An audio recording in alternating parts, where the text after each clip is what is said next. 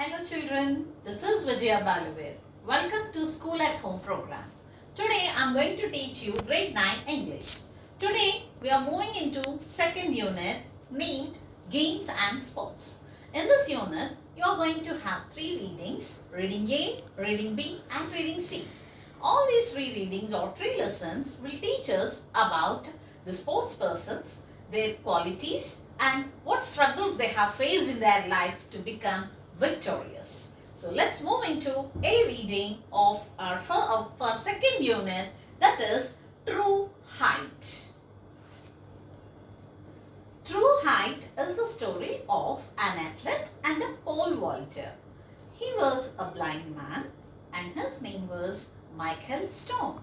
When he was 17 years old, he won National Olympics champion in pole vaulting.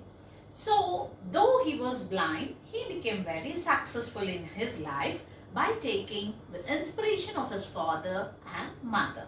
They supported him, guided him in many ways and made his life so successful. So, let us move into the lesson True Height. This story talks about feelings of Michael Stone as he pursues his dream. That means when he was about to achieve his dream, when he was about to be successful in National Olympics at the age of 17, what were the feelings or thoughts in his mind are clearly explained in this lesson, True Height. Let's move into the lesson, children.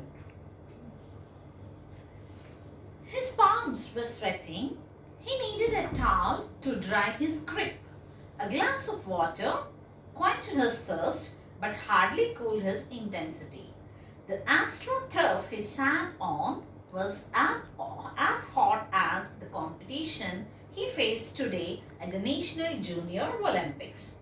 So, his palms were sweating. What do you mean by palms were sweating? When do you find sweat in your palms? When you are very nervous and when you feel very much tensed. So he is also very tensed.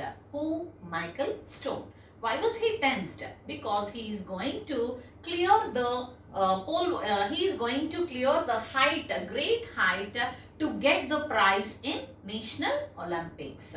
So that's why he is very nervous and he was sitting on the ground. AstroTurf is nothing but the artificial grass which is laid in the ground when we conduct some sports events.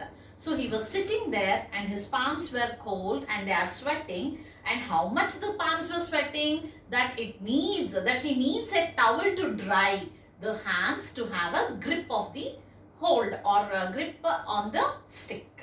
And he wanted to have cold water and the water he drank helped him to quench his thirst. That means he was very thirsty. It was hot day. It was a very hot day.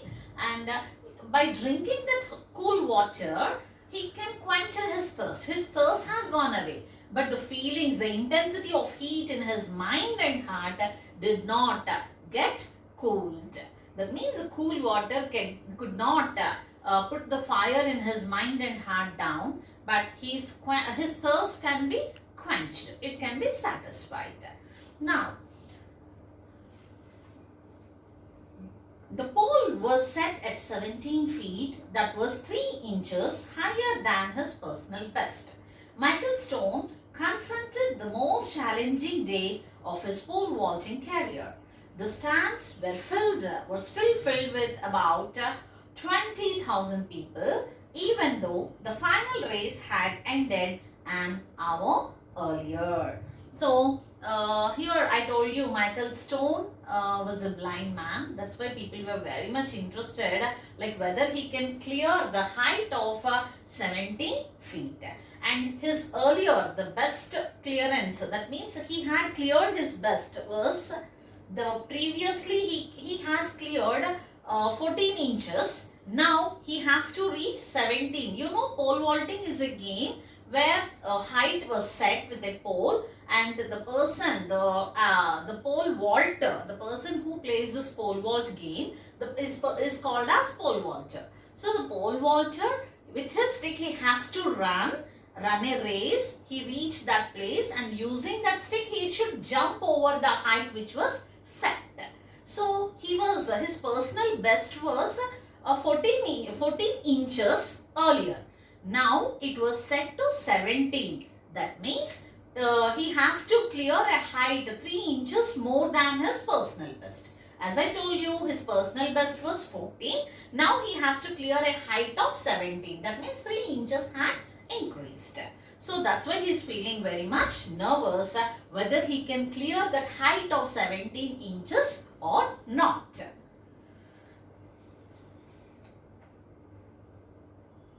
It was now Michael Stone confronted the most challenging day of his pole vaulting career. The stands were filled with about 20,000 people, even though the final race had ended an hour earlier. So now the people, see, we have a prelims, semi-finals and finally finals. So all prelims have completed, semi-finals completed, now they are at finals. And around 20,000 people were sitting in the stands. That means around the ground you will be having stands where people or the audience can sit and watch the game. So nearly 20,000 people were sitting in the stands and they were eagerly waiting whether Michael Stone can clear this 17 inches height or not. And here it was a challenging day in his life. It's the most challenging day in his life. So this day is going to decide whether Michael Stone is going to be successful in his life or not. And the pole vault is truly the glamorous event of any track and field competitions. The sportsman combines the grace of a gymnast with the strength of a bodybuilder. Pole vaulting also has the element of flying, and the thought of flying as high as a 2-storied building is mere fantasy to anyone watching such an event. Today is not only Michael Stone's reality and dream, it is his quest. So here he was explaining what are the qualities a pole vaulter should have. Here the pole vault is truly a glamorous game, it seems. It's a glamorous event.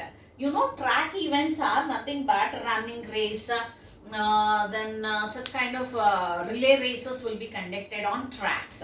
So here this pole vaulting is also one such game, but it is more glamorous than any other track games. Why is it so glamorous? And why is it so important, or why people feel very happy to watch that? Because it's really a fantasy, a person jumping to a height of a 2-storied building. It's not an easy task. You can jump for 5 feet, 6 feet or hardly 7 feet. But nobody can jump a height of 2-storied building. But a pole vaulter can do. So how can he able to do that? Because he should have the qualities of a gymnast as well as a bodybuilder. So gymnast is nothing but who does gymnastics. So he should be well equipped with gymnastics. At the same time, he should be also a bodybuilder. He should have a stout body, stout and strong body to make such a jump. So if he is overweight, he can't do it. So he has to manage his weight. He should build his body very strong and sturdy. At the same time, he should have a good knowledge in gymnastics. He can able to perform gymnastics. So that's why it is really a fantastic or a glamorous game. So as Michael Stone was a pole vaulter, he has the qualities of a gymnast as well as a bodybuilder. And pole vaulting also has the element of flying, and the thought of flying as high as 2-storied building is a mere fantasy to anyone watching such an event. Today is not only Michael Stone's reality and dream, it's his quest. So why nearly 2,000 people were sitting in the stands? They were all eagerly waiting because it's really a fantasy. Fantasy is nothing but imagination. We can imagine that we have jump over 2-floor building or 3 floors building, but it's all just fantasy.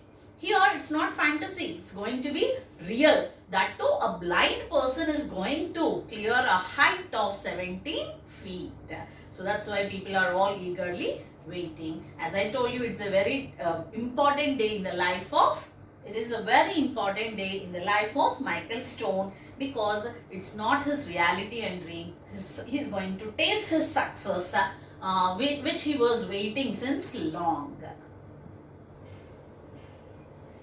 As long as Michael could remember, he had always dreamed of flying.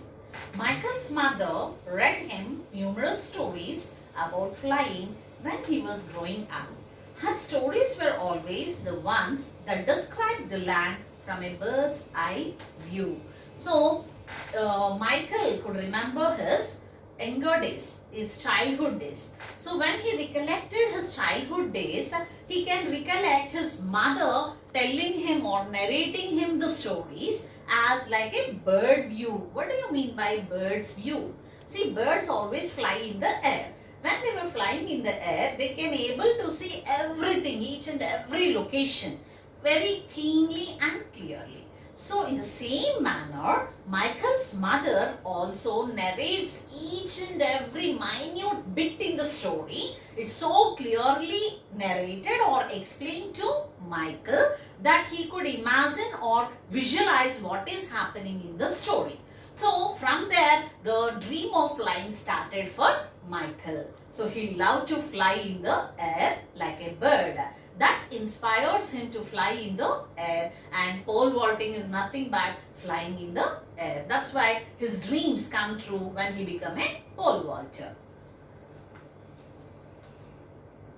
Her stories were always the ones that described the land from a bird's eye view. Her excitement and passion for details made Michael's dream full of color and beauty. So his dreams, whatever we hear, we dream of that. Similarly, Michael used to hear the stories of his mother, which were explained in detail that he can imagine them and he can dream them. So these stories made Michael to dream, make his dreams so colorful.